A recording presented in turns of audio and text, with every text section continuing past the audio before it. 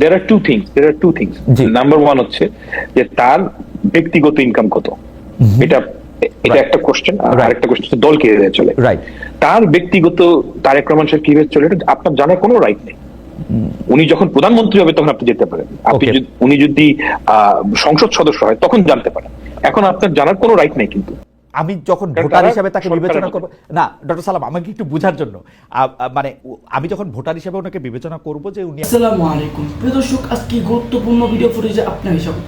প্রিয় দর্শক, বর্তমানে বাংলাদেশের পরিস্থিতি এবং রাজনৈতিক শৃঙ্খলাকে তাই আলোকে আপনার সামনে আজকে একটি গুরুত্বপূর্ণ ভিডিও ফুটেজ নিয়ে হাজির হয়েছে। আপনারা সেই ফুটেজে রীতিমতো অবাক হয়ে যাবেন। তাই আমি আর কথা বলবো না, আপনাদেরকে মূল ভিডিওতে নিয়ে যাব। মূল ভিডিওতে যাওয়ার আগে যারা আমার চ্যানেলটি সাবস্ক্রাইব করেছে তাদেরকে অসংখ্য ধন্যবাদ। আর যারা এখন আমার চ্যানেলটি সাবস্ক্রাইব করেনি তারা তাড়াতাড়ি সাবস্ক্রাইব করে ফেলুন এরকম ধরনের সকল আপডেটগুলো সবার আগে পেতে। সাবজেক্ট তারেক রহমান এবং বিএনপি। যদিও বিএনপি তারেক রহমান ওনাদের সম্পর্কে আলাপ করতে গেলে বিএনপি জেপে পড়ে আইসে, কিন্তু উপায় নাই। গোলাম হোসেন যেভাবে আপনারা বিএনপি কে চালিত করতেছেন ভুলভাল যুক্তি তর্ক দিয়া, না ধইরা উপায় নাই। আসেন প্রথমে শুরু করি বিএনপির প্রধান বুদ্ধিজীবী ফাহাম আব্দুল সালামের বচন দিয়া। উনি বলছেন তারেক রহমানের আয়ের উৎস জানতে চাওয়ার কোনো অধিকার নাই কারো। ওরে সর্বনাশ! আবারও বলছে তিনি যখন রাষ্ট্র ক্ষমতায় যাবেন তখন জানবেন। হ্যাঁ, আর আপনাকে নির্বাচনের আগে না জানাইলে আপনি ইচ্ছে হলে ভোট দিয়েন না। শোনেন আগে তার কথাগুলো শুনে নেন তার নিজের মুখে। আমি ব্যানে ব্যানে করছি না, শুনেন। There are two things. Number one হচ্ছে যে তার ব্যক্তিগত ইনকাম কত, এটা একটা কোশ্চেন। আর আরেকটা কোশ্চেন হচ্ছে দল কিভাবে চলে। তার ব্যক্তিগত তারেক রহমান সাহেব কিভাবে চলে এটা আপনার জানার কোনো রাইট নেই। উনি যখন প্রধানমন্ত্রী হবে তখন আপনি যেতে পারেন, উনি যদি সংসদ সদস্য হয় তখন জানতে পারেন। এখন আপনার জানার কোনো রাইট নেই। কিন্তু আমি যখন ভোটার হিসেবে তাকে বিবেচনা করব না, ডক্টর সালাম আমাকে একটু বোঝার জন্য, মানে আমি যখন ভোটার হিসেবে ওনাকে বিবেচনা করব যে উনি আর্থিক লেনদেনের ক্ষেত্রে স্বচ্ছ কিনা, উনি কিভাবে টাকা রোজগার করেন। পৃথিবীর সব দেশেই কিন্তু যিনি পলিটিক্যাল পার্টিকে লিড করেন তার টাকা পয়সাটা তিনি কোথা থেকে পান, কোথা থেকে খরচ করেন সেটা সামনে আসে। এটাকে আমি তারেক সাহেবেরটা জানতে পারবো না। পছন্দ না আপনি ওনাকে ভোট দিবেন না। না না, আমি তো জানতেই পারছি না পছন্দ না করব কেমনে। পছন্দ না করতে হইলেও তো আমার তথ্য দরকার। আপনি আপনার এটা তখনই পাবলিক ইনফরমেশন হবে যখন উনি ইলেকশনে দাঁড়াতে চান কিংবা উনি সরকারে গিয়েছেন। ওই সময় আপনি এত বড় পলিটিক্যাল পার্টি লিডার হিসেবে সেটা পাবলিক ইনফরমেশন না। না কেন? উনি তো এখন পর্যন্ত কোন ক্ষমতায় যান নাই। ক্ষমতার সাথে কি এটা রিলেটেড ডক্টর সালাম? আমার কি কোনো রাইট আছে আপনার বেতন কতটা জানার? আমি তো পাবলিক পার্টি না, তবুও আপনার রাইট আছে। আপনি এটা জিজ্ঞেস করতে পারেন। মানে আমি রাইটের কথা বলতে চাই, যখন আপনি পাবলিক পারসন, মানে বিএনপির সর্বোচ্চ নেতা যদি পাবলিক পারসন না হন, এই পৃথিবীতে কে পাবলিক পারসন? পাবলিক পারসন এখানে প্রিভিয়াসি একটা বিষয় আছে। এটা হচ্ছে কি আমার ইনকাম। হ্যাঁ অবশ্যই প্রিভিয়াসি একটা বিষয় আছে যে আমার ইনকাম কত। আপনি আমাকে বললেন, আপনি জিজ্ঞেস করলেন, বলবো না কেন? কারণ সেটা ফ্যান্টাস্টিক, এটা একটা প্রাইভেট বিষয়, রাইট? পলিটিক্যাল পার্টির লিডার হইতে গেলে আপনি একটা পাবলিক অফিস হোল্ড করেন আর না করেন, পলিটিক্যাল পার্টির লিডার হইতে গেলে আপনার আয় ব্যয় সম্পর্কে সকল কিছুই পাবলিকলি প্রকাশ করতে হয়। এটাই নর্মস। আমি জানি না যে মানে এর বাইরে আপনি যদি এই নর্মসটা ফলো না করেন সেটা আপনাকে ভোট দিন না। যারা কখনো বিতর্ক করেছে তারা মনে করে কনফিডেন্টলি ভুল ভাল কয়ে গেলেই রাজনৈতিক বয়ান তৈরি করা যায়। হ্যাঁ জি না, তা যায় না। হ্যাঁ, পায়খানাকে সোনা দিয়ে মুড়াই দিলে ওটা পায়খানাই থাকে।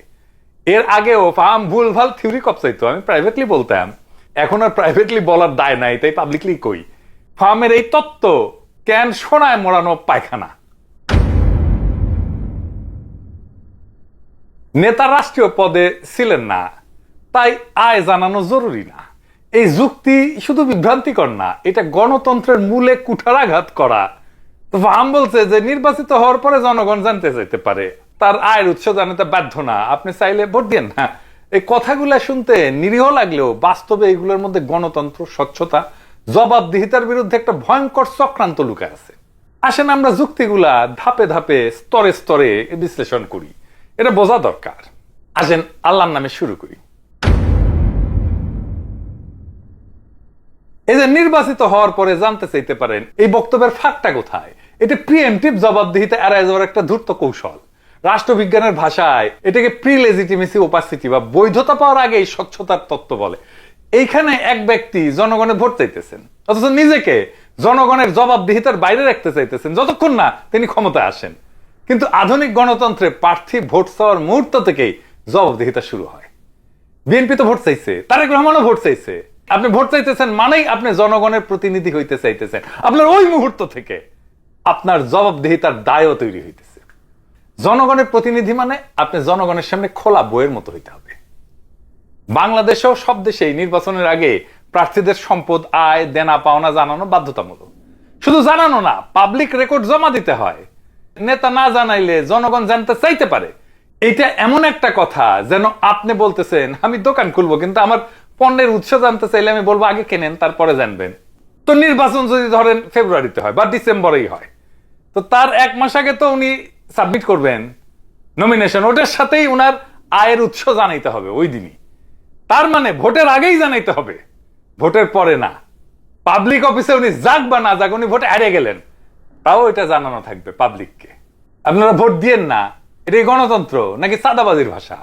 এই কথাটার মধ্যে স্পষ্ট এক ধরনের জনগণকে তুচ্ছ করার ধারণা লুকায় আছে। জনগণ যদি প্রশ্ন তোলে তবে তাদের উপেক্ষা করা যাবে, কারণ ভোট না দিলেই হইল। যে ভোট দেবে না সেও জানতে চাইতে পারে, আলবত পারে, কারণ যে ভোট দেয় না তার উপরেও তার নেতৃত্ব চাপায় দেওয়া হয় ডেমোক্রেসিতে যে যেতে। গণতন্ত্র মানে ভোট এক্সচেঞ্জ না, গণতন্ত্র মানে জবাবদিহিতার একটা চুক্তি। যে ভোট দিচ্ছে না বা দেবে না তার সাথেও চুক্তি। ফার্ম রাষ্ট্র ব্যাপারটাই বুঝে নাই, ভোট তো বুঝেই নাই। আসেন আরো স্পষ্ট করে দেখি কেন ফার্ম বুঝে নাই এটা।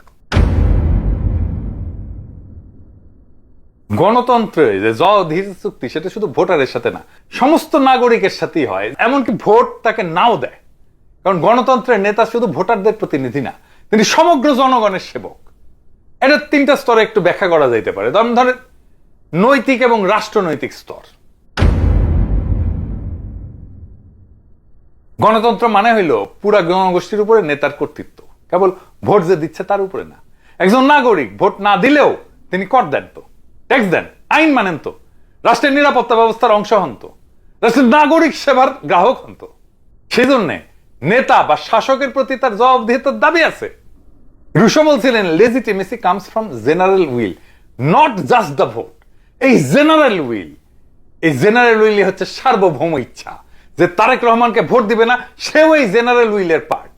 আমরা বলি সার্বভৌম ইচ্ছা, অর্থাৎ ভোট দেওয়া না দেওয়ার মধ্যে না, নেতৃত্বের নৈতিক বৈধতা আসে সামষ্টিক জনগণের সম্মতি বা সার্বভৌম ইচ্ছা থেকে। 2 নম্বরে ধরেন আইন এবং সাংবিধানিক স্তরে এটা একটু আলাপ করি। রাষ্ট্রের সংবিধান রাষ্ট্রের নেতাকে কেবল ভোটারদের প্রতিনিধি করে না, তিনি সকল নাগরিকের প্রধানমন্ত্রী হন, রাষ্ট্রপতি হন, যারা ভিন্ন মতের, ভিন্ন দলের কিংবা তাকে ভোটই দেয়নি। যেমন বাংলাদেশের সংবিধানের 7 এবং 11 ধারা অনুযায়ী জনগণই তো রাষ্ট্র ক্ষমতার উৎস, তাই না? ভোট না দিলেও আপনি জনগণ। তার মানে তারেক রহমান যদি জিতে আসে, তার রাষ্ট্র ক্ষমতার উৎস যেটা, যে তারেক রহমানকে ভোট দেয়নি সেও তারেক রহমানের ক্ষমতার উৎস আমাদের সংবিধান অনুসারে। 3 নম্বর হচ্ছে বাস্তব এবং রাজনৈতিক যুক্তি। ধরেন কেউ ভোট দেননি, কিন্তু সে তো সাংবাদিক হইতে পারে, একজন অধিকার কর্মী হইতে পারে, একজন বিরোধী দলের কর্মী হইতে পারে, কিংবা একজন অসন্তুষ্ট তরুণ হইতে পারে। তাহলে কি তার কথা শোনা হবে না? গণতন্ত্রের নেতা জনগণের চাকর, তিনি ঠিক করবেন না কে জবাব চাইতে পারে। নেতা বলবেন না তুমি আমাকে ভোট দাওনি তাই প্রশ্ন তুলতে পারো না, বরং তার উচিত হবে বলা তুমি নাগরিক, তুমি চাইলে আমার হিসাব চাইতে পারো। তাইলে ফাহামেরা তারেক রহমানকে কোথায় ঠেলে দিচ্ছে? ভোট না দিলেও তো নাগরিকই, আর নাগরিক মানেই তো অধিকার। নেতা হন নির্বাচিত বা অনির্বাচিত, তার প্রতি জনগণের দাবি এবং প্রশ্ন করার অধিকার অখণ্ড, অবারিত এবং পবিত্র। গণতন্ত্র মানে ভোট না, গণতন্ত্র মানে জবাবদিহিতার সামাজিক চুক্তি। এই চুক্তিতে স্বাক্ষর করে প্রত্যেকটা মানুষ জন্মগতভাবে, ভোটার হিসেবে না, নাগরিক হিসেবে স্বাক্ষর করে। এবার ফিরে আসি আগের আলোচনা। আপনি যখন রাষ্ট্র নামে এই জনগণের একটা বাসে চড়তে চান, তখন তাদের কাছে টিকিটের দাম মানে স্বচ্ছতা, এটা আপনি দিতে বাধ্য। ভোট দিয়েন না এই বাক্যটা আসলে বলে দেয় এই নেতা বা দল গণতন্ত্রের ভোট চায়, কিন্তু গণতন্ত্রের নিয়ম মানতে চায় না। ম্যাক্স ওয়েবার বলছিলেন রাজনৈতিক নেতৃত্ব মানে দায়িত্বশীলতা এবং স্বচ্ছতা। রুশোর সামাজিক চুক্তি তত্ত্বে রাজনৈতিক নেতৃত্ব জনগণের অনুমোদনের ফল, আর এই অনুমোদন আসতে পারে কেবল বিশ্বাসযোগ্যতার মাধ্যমে। হান্না আর্ডেন বলছিলেন যে পাওয়ার ইজ নেভার প্রাইভেট, মানে ক্ষমতা কখনো ব্যক্তিগত না, এখানে সবসময় পাবলিক। যার নেতৃত্বের আকাঙ্ক্ষা আছে তার ব্যক্তিগত জীবন ও রাজনৈতিক রাডারে আসবে। সুতরাং আপনি যদি জনগণের উপরে ক্ষমতা প্রয়োগ করতে চান, আপনি তো তাদের জানাতে বাধ্য আপনি কে, কি করেন, কিভাবে এত অর্থবিত্ত আসলো। তারেক রহমানকে বলতে হবে উনার লন্ডনের জীবন কিভাবে চলে, কোথায় থেকে উনার আয় উপার্জন হয়, খরচা কোথায় থেকে আসে। এমনকি বাংলাদেশের রিপ্রেজেন্টেশন অফ পিপলস অর্ডার 1972 আইন অনুযায়ী নির্বাচন করতে চাইলে প্রার্থীর সম্পদ বিবরণী তো বাধ্যতামূলক। নির্বাচন কমিশন এই তথ্য তো পাবলিক করে দেয়। তারেক রহমান যদি ভোটে এসে হাইরাও যায় তাও তো এটা পাবলিক হয়ে যাবে, তখন এটা তো নির্বাচনের আগেই হয়। তার মানে তারেক রহমান ভোটে জিতে নেতা হওয়ার আগে পাবলিক অফিসে আসুক বা না আসুক তার হিসাব পাবলিক করতে হয়। মানে তারেক রহমান ভোটের পরে জিতে এসে বলবেন না, আপনার নিজের এখনকার আইনে ভোটের আগেই ওনাকে বলতে হবে, উনি না জিতলেও ওনাকে বলতে হবে। জানা যাবে না কেন? মানে আমি কি তাহলে জানি না বাংলাদেশের রাষ্ট্র, রাজনীতি, আইন, কানুন এগুলো কোথায়, এটাইও জানে না। আপনি দেশের শীর্ষ নির্বাহী যদি হন আর আজকে যদি কেউ জানতে না পারে কোথা থেকে আপনি টাকা পান, বিদেশে কত সম্পদ আছে, তাহলে জনগণ কিভাবে বিশ্বাস করবে আপনি কাউকে সুবিধা দেবেন না বা কোনো বিদেশি শক্তির এজেন্ডা নিয়ে আসেননি? আর যদি কেউ প্রশ্ন তোলে সেটা তার নাগরিক অধিকার। আর যদি আপনি বলেন ভোট দিয়েন না, তাহলে আপনি নিজের নৈতিক অধিকার হারায় ফেলেন। গণতন্ত্রের নেতা হইতেছেন পাবলিক ট্রাস্টের ধারক। আর গোপন সম্পদ, অজানা উৎস আর ধোয়াটে অর্থনীতির উপর ভিত্তি করে নেতৃত্ব মানে ছদ্ম গণতন্ত্র। আমি এখনো নির্বাচিত হইনি, তাই আমাকে জবাবদিহি করতে হবে না। এটা রাজনীতি না, এটা হলো কর্পোরেট গ্যাং অপারেশনের মতো আচরণ। এমনকি বাংলাদেশের আইনেও এটা করার কোনো সুযোগ নাই। নেতার জনপ্রিয়তা যতই থাকুক, তিনি যদি নিজের আয়ের উৎস গোপন করেন, জনগণের কাছে তার নৈতিক গ্রহণযোগ্যতা শেষ হয়ে যায়। নেতৃত্ব গোপনে হয় না, নেতৃত্বকে আলোতে দাঁড়াইতে হয়। যাই হোক, এবার দ্বিতীয় ইস্যুতে আসি। তারেক রহমান নিজে বলছেন একটা কথা, যে কথাটা মারাত্মকভাবে ভ্রান্ত। আসেন সেটা একটু বুঝে দেখি। তারেক রহমান বলছেন শহীদ শুধুমাত্র কিন্তু একটা সংখ্যা না, একটা প্রাণের সমাপ্তির অর্থ হলো একটা পরিবারের মৃত্যু, একটা স্বপ্ন এবং সম্ভাবনার অবসান। 21শে জুলাই নাকি এটা বলছেন। খুব দামি আর ভারী কথা বলছেন মনে হইতেছে, তাই না? হ্যাঁ, এটা আবার জাতীয়তাবাদী ছাত্র দল তার ভেরিফাইড পেজে ট্যাঙে রাখছে। কিন্তু এই কথার মধ্যে লুকায় আছে বিএনপির ক্ষমতায় আসার ইঙ্গিত। মানে বিএনপি ক্ষমতায় আসতেছে, আমি নিশ্চিত বিএনপি ক্ষমতায় আসতেছে। কেমনে? কারণ বাংলাদেশে সাধারণত মূর্খরা ক্ষমতা আসে। বিএনপি যে মূর্খে ভরে গেছে এই বক্তব্য তার প্রমাণ, বুদ্ধিভিত্তিক দেউলিয়াত্বের প্রমাণ। এটা একটা মারাত্মক ভুল বয়ান। এডিটর সাহেব এটা পাশে একটু লেখা রাখেন, এটা থাকুক আর কি, সবাই দেখুক আমি কইতে থাকি। এইটা ইসলামী দর্শনে বলেন, এমনকি সেকুলার লিবারাল দর্শনে বলেন, এটা ভুল। আসেন এক এক করে দেখি ইসলামে কেন ভুল। পবিত্র কোরআনের দৃষ্টিতে শহীদের মৃত্যু কিন্তু সমাপ্তি না। কোরআন বলে, আর যারা আল্লাহর পথে নিহত হয়েছে তাদের তুমি মৃত মনে করো না, তারা তাদের প্রতিপালকের নিকট জীবিত এবং তার প্রতিদান পাচ্ছে। সূরা আল ইমরান। তারেক রহমানের উক্তিতে শহীদের মৃত্যুকে একটা প্রাণের সমাপ্তি বলা হয়েছে। এইটা ইসলামের ধারণার সাথে সাংঘর্ষিক। পরিবারের মৃত্যু বা স্বপ্নের অবসান বলা ইসলামের ব্যাখ্যায় মারাত্মকভাবে ভ্রান্ত। ইসলামী শহীদ দর্শনে শহীদের মৃত্যু কোনো ধ্বংস না, বরং তার একটা উচ্চতর জীবনের শুরু, যার মাধ্যমে সেই ব্যক্তির পরিবারও সম্মানিত হয় এবং জাতি আশা এবং আধ্যাত্মিক শক্তি লাভ করে। কিন্তু উনি বলছেন পরিবারের মৃত্যু, স্বপ্ন এবং সম্ভাবনার অবসান। এইটা বলে শহীদ হওয়াকে অপূরণীয় ক্ষতি এবং নিরাশার উৎস হিসেবে দেখানো হয়েছে। ইসলামের শহীদের মৃত্যু অতি কাম্য একটা বিষয়। শহীদ হওয়া মানে আল্লাহর জন্য সর্বোচ্চ ত্যাগ, ক্ষয় না, এটা অর্জন। ইসলামের শহীদ হওয়াকে জান্নাতের সোজাসুজি পথ হিসেবে বিবেচনা করে।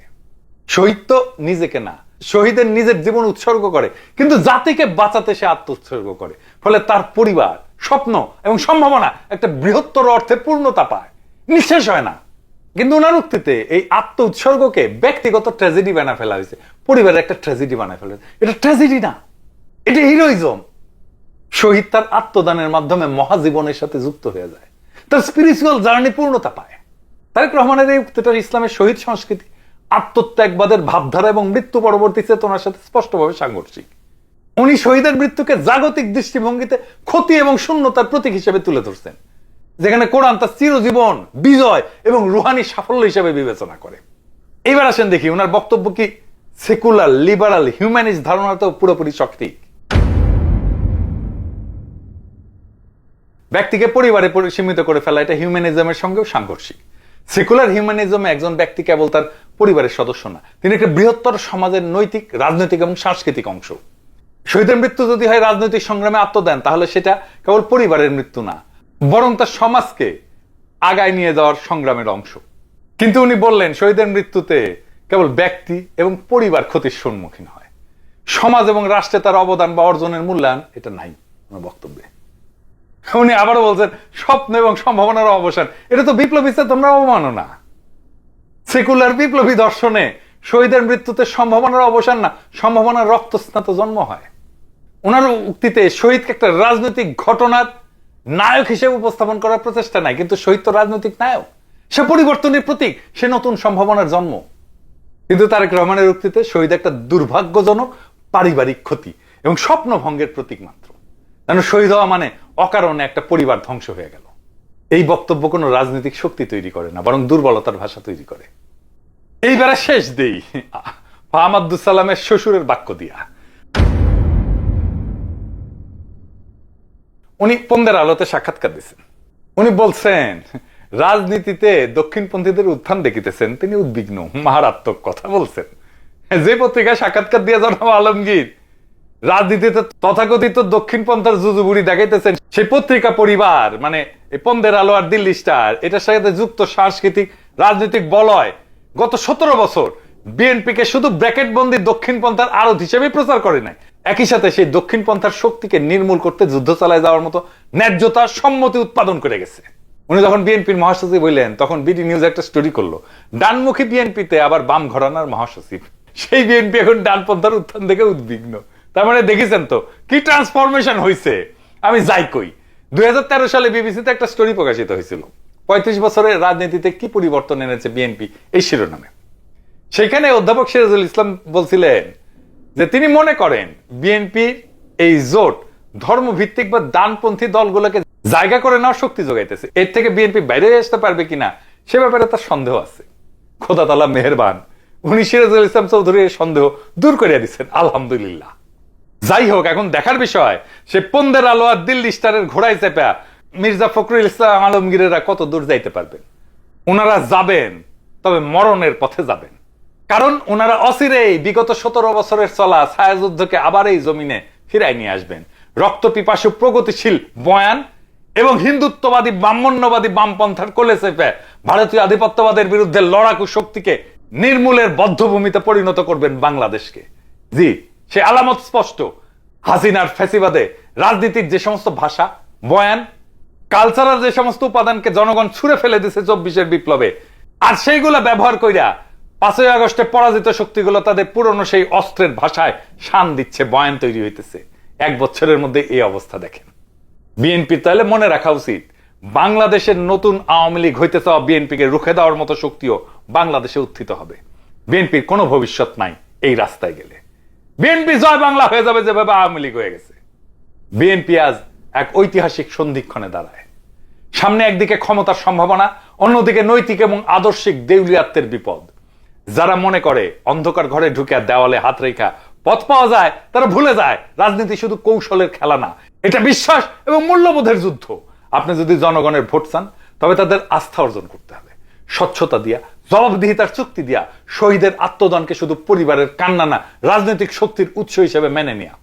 বিএনপি যদি সত্যি পরিবর্তনের বাহক হতে চায়, তবে তাদের চাই নিজ দলের ভিতরের অন্তঃসার শূন্যতা এবং কদর্যতার বিরুদ্ধে এক বিদ্রোহ। যারা শহীদের আত্মদানকে শোক আর সম্ভাবনার অবসান বলে, যারা নেতৃত্বকে গোপনায় আর অধরা নৈতিকতার উপরে দাঁড় করায়, তাদের বিরুদ্ধে প্রথম বিদ্রোহ বিএনপির ভেতর থেকে আসতে হবে যদি বিএনপিকে বাঁচাইতে হয়। বাংলাদেশ এখনো সেই শক্তির জন্য অপেক্ষা করতেছে, যে শক্তি শহীদের রক্ত থেকে সম্ভাবনার বীজ বনে, যে শক্তি গোপনে ছায়া ফেলে আলোয় দাঁড়ায়। নতুন আওয়ামী লীগ হইতে চাওয়াটা যত সহজ, আসলে নতুন বাংলাদেশ গড়াটা ততটাই কঠিন। সেই কঠিনের পথে বিএনপি হাঁটতে চায় না।